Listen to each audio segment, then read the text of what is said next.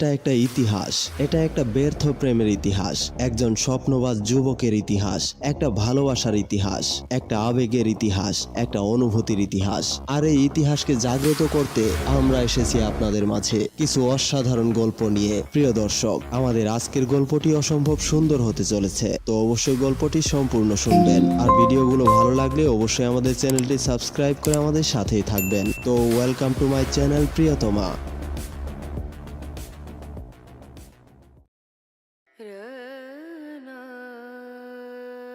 জানেন, আমার জীবনে এমন অনেক পরিবর্তন হয়েছে যেটা আমি কখনোই চাইনি, কখনো আশা করিনি।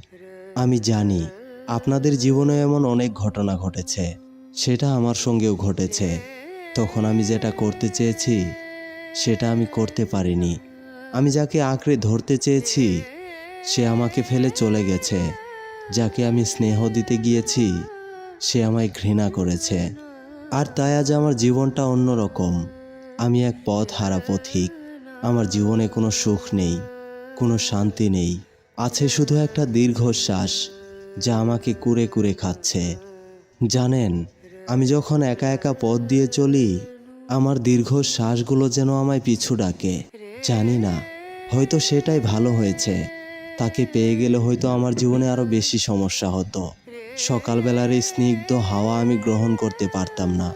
তার সাথে বারান্দায় কফি নিয়ে বসতে হতো। সব কথা তাকে বলা লাগতো। লেখার মতো কোনো কথা পেতাম না। তাই নিজের মনটাকে পরিবর্তন করে নিয়েছি। একা একা পথ চলি। এই পৃথিবীর সমস্ত সুবাস গ্রহণ করি। কেউ আমাকে বাধা দিতে পারে না। প্রিয় দর্শক, আমাদের আজকের গল্পটি কেমন হয়েছে জানাতে ভুলো না। আর ভালো লাগলে অবশ্যই একটি লাইক করে শেয়ার করে দাও, আর সাবস্ক্রাইব করে আমাদের সাথেই থাকো। তো আমি মাসুদ, আবার দেখা হবে অন্য কোনো গল্পে। ভালো থেকো, সুখে থেকো। Take care, bye by.